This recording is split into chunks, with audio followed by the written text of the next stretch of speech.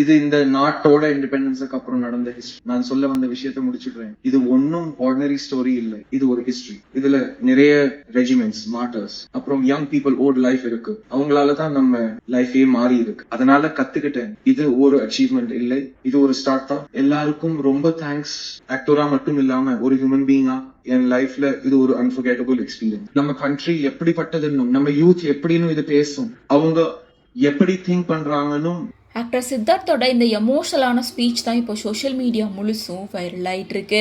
அதாவது ரீசெண்டாக சித்தார்த் நடிப்பில் நெட்ஃப்ளிக்ஸில் ஒரு வெப் சீரிஸ் ரிலீஸ் ஆயிருக்கு. அந்த வெப் சீரிஸோட ஈவெண்ட்ல தான் அவர் பேசியிருக்காரு. ஆப்ரேஷன் சேஃப்ட் சர்க்கார் அப்படின்ற படத்துல தான் அவர் நடிச்சிருக்காரு. இந்த படத்தோட பின்னணி என்ன அப்படின்னா, 1999 கார்கில் போர்ல நாட்டுக்காக உயிர் தியாகம் செய்த இந்திய விமானப்படை வீரரான லீடர் அஜயோட ஸ்டோரி தான் இது. ஸோ அவரோட நிஜ வாழ்க்கையில் நடிக்கிறது எனக்கு கொஞ்சம் கஷ்டமாக தான் இருந்தது. ஏன்னா அவரோட நினைவுக்கு எந்த ஒரு களங்கமும் வந்துடக்கூடாதுன்றதுக்காக நான் யோசித்தேன். அதுக்கப்புறமா நடிக்க ஆரம்பித்தேன் அப்படின்னு சொல்லியிருந்தாரு. மேலும் இந்த ஈவெண்ட்டுக்கு அஜயோட ஃபேமிலியிலேருந்து அவங்களோட சிஸ்டர், மனைவி அப்படின்னு ஒட்டுமொத்த ஃபேமிலியும் வந்திருந்தாங்க. மேலும் எல்லாத்துக்கும் மரியாதை செலுத்துகிற மாதிரி ஒட்டுமொத்த குடும்பமும் எந்திரிச்சு நின்றுருந்தாங்க. அது மட்டும் இல்லாமல் அஜயோட பின்மமா தான் சித்தார்த் என் கண்ணு முன்னாடி நான் பார்க்குறேன் அப்படின்னு சொல்லி நெகிழ்ச்சியாக கண்ணீர் விட்டு அவங்க குடும்பம் அழுதுருக்காங்க. இதை பார்த்து உணர்ச்சி வசப்பட்டு சித்தார்த்தும் அழுதுருக்காரு. மேலும் ரீசெண்டாக அவர் கையில் அடிபட்டிருந்திருக்கு.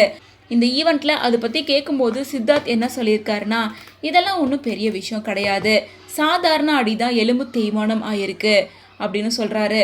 தொடர்ந்து கேள்விகள் கேட்கும்போது வயசாயிடுச்சுல்ல, அதனால் இந்த மாதிரி ஆயிடுச்சு அப்படின்னு சொல்லி ஃபன்னாக பேசியிருக்காரு. ஆனால் எந்த இடத்துலையும் அவருக்கு ஏன் காயம் ஏற்பட்டுச்சு, எப்படி காயம் ஏற்பட்டுச்சு அப்படின்னு வெளிப்படையாக எதுவுமே சொல்லலை. ஆனாலும் ரவுடி அண்ட் கோ படத்தோட ஷூட்டிங் அப்போ தான் அவருக்கு இந்த காயம் ஏற்பட்டதாக சொல்லிட்டு இருக்காங்க. சித்தார்த் ரொம்ப ரிஸ்க் எடுத்து ஆக்ஷன் சீன்லாம் நடிச்சதால அவரோட மனைவி நடிகை அதிதி ரொம்ப வருத்தப்பட்டு இனிமேல் இந்த மாதிரி ரிஸ்கெல்லாம் வேண்டாம் அப்படின்னு சொல்லியிருக்காங்க.